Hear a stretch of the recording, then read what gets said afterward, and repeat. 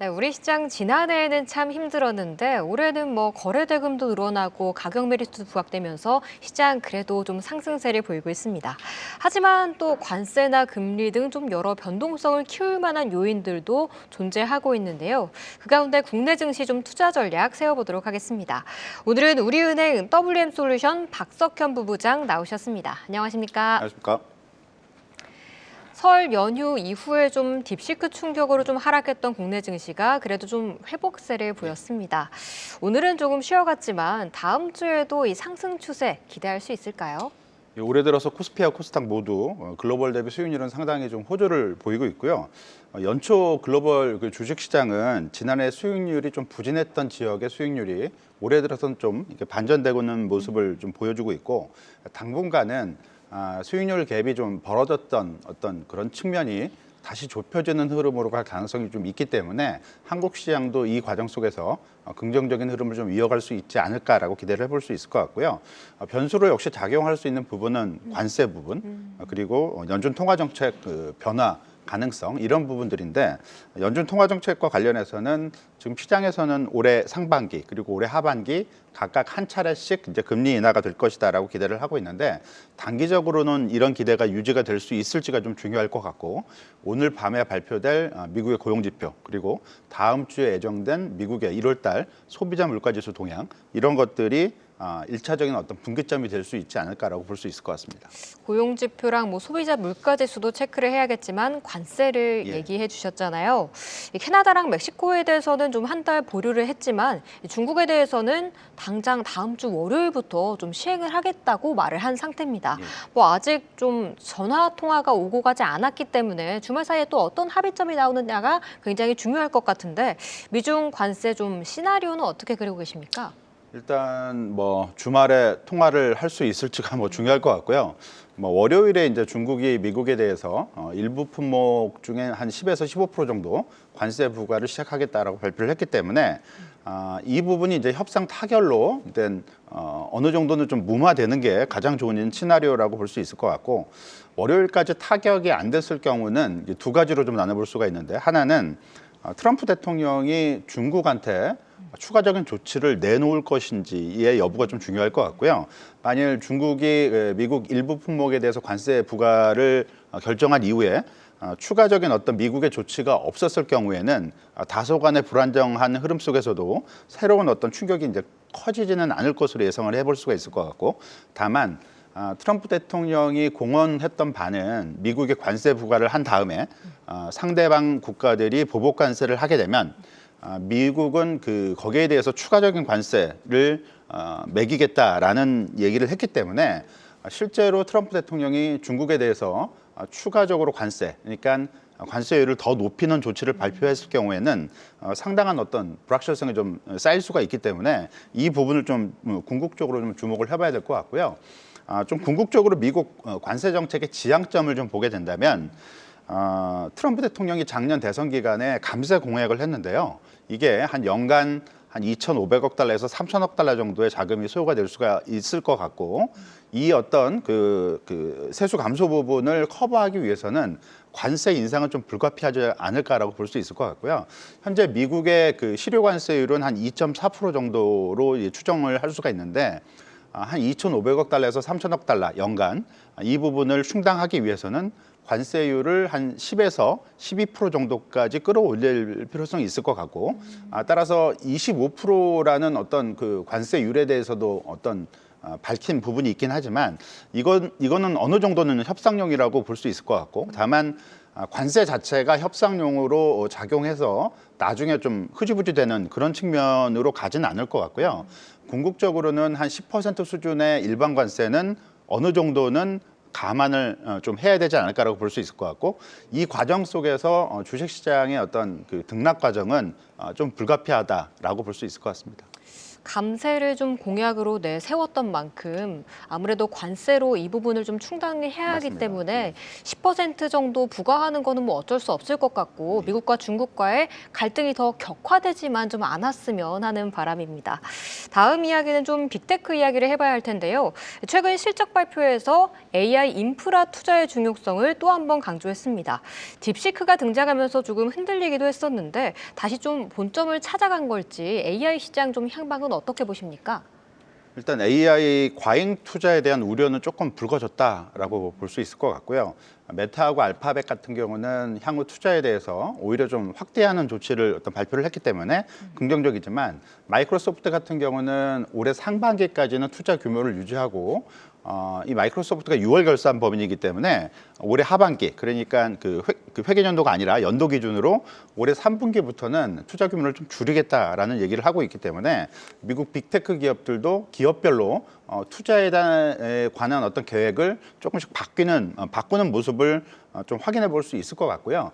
따라서 장기적으로는 AI 산업 호황이 분명히 계속될 가능성이 높고 여전히 지금 현재는 좀 시작 국면 정도에 불과하긴 하지만 주가 측면에서 한 2년간 최근 2년간 주가가 큰 폭으로 상당히 많이 올랐기 때문에 한 올해 상반기까지는 이런 최근 2년간의 주가 급등 부분이 조금 해소되는 과정, 진정되는 과정을 좀 거치지 않을까라고 볼 수 있을 것 같고요.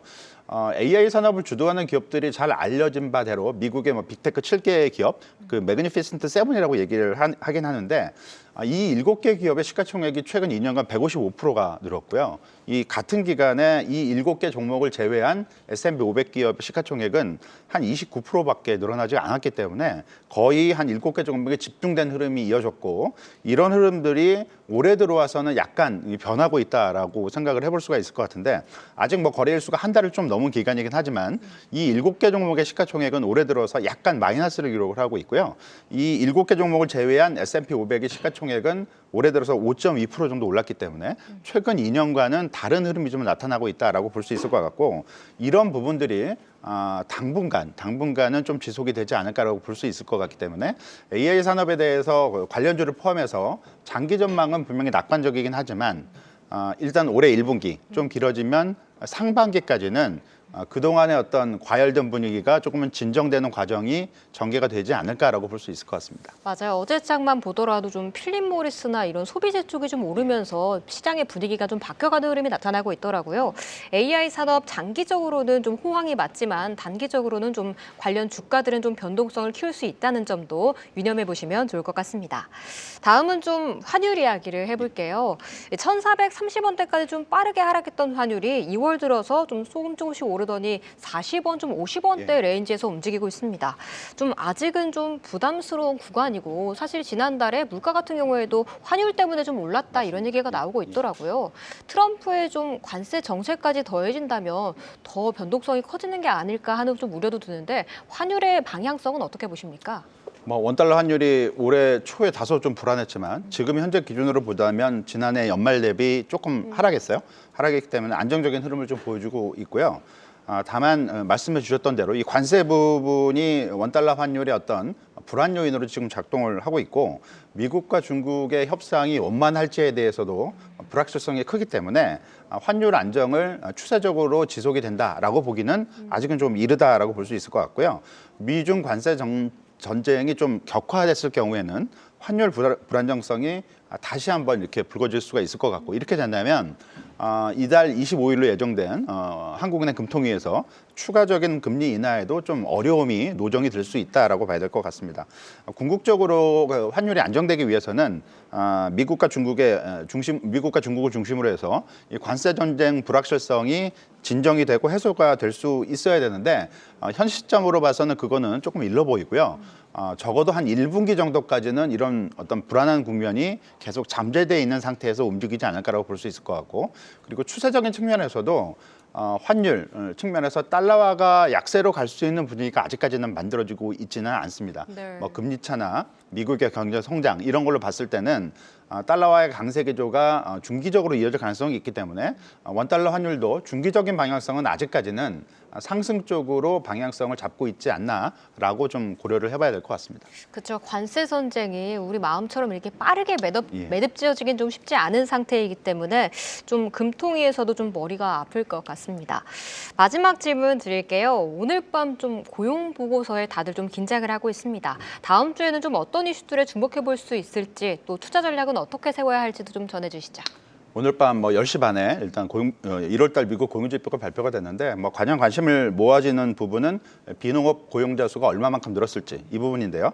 지금 시장 전망치는 한 17만 5천 명 정도 늘어나지 않을까라고 예상을 해볼 수가 있을 것 같고 예상 수준에 부합하는 수준이라면 다시 20만 명 아래로 이제 내려오는 케이스이기 때문에 고용 시장이 좀 안정이 돼 있다라고 평가가 되면서 금리나 주가에는 긍정적인 영향을 미칠 것 같고요. 다만 주의를 좀 해야 될 부분은 최근 몇 년간 미국 고용 지표가 연초에, 그러니까 1월 달 수치가 상당 부분 변동성이 높게 나왔기 때문에 예상했던 것보다 큰 폭으로 늘어난다든가 또는 예상했던 것보다 큰 폭으로 떨어진다 이런 결과가 나올 수도 있습니다. 그렇기 때문에 1월 달 지표의 특성상 이런 변동성 부분은 조금 고려를 좀 해야 될 것 같고요. 그리고 다음 주에 예정된 12일 날 한국 시간으로 이제 밤에 미국의 CPI, 그러니까 소비자 물가 지수가 발표가 되는데요. 시장 예상치가 플러스 2.9%. 그리고 근원 소비자 물가 지수는 플러스 3.2% 정도 올랐을 걸로 전년 동월 대비 올랐을 걸로 예상이 되고 있는데 전체 물가 같은 경우가 2.9% 정도면 괜찮은데요. 만일 이거보다 좀 높아서 앞자리 숫자가 3으로 바뀌게 되면 연준 통화 정책에도 분명 부담이 되는 숫자가 될 수가 있기 때문에 조심을 해야 될 것 같고요. 그리고 연이어서 우리나라 시간으로 13일 자정에 파월 의장이 미국 하원 금융서비스위원회에서 반기 통화 정책을 보고할 예정입니다. 이게 6개월에 한 번씩 일어나는 어떤 이벤트이기 때문에 상당히 중요한 이벤트고요.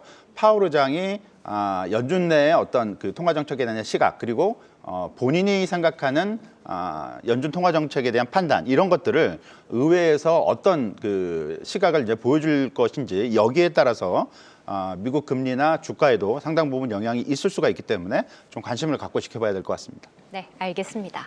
지금까지 우리은행 WM솔루션 박석현 부부장과 함께했습니다. 계속해서 다양한 경제 이슈를 알고 싶다면 구독과 좋아요, 알림 설정 부탁드립니다. AI 캐스터 권미정이었습니다.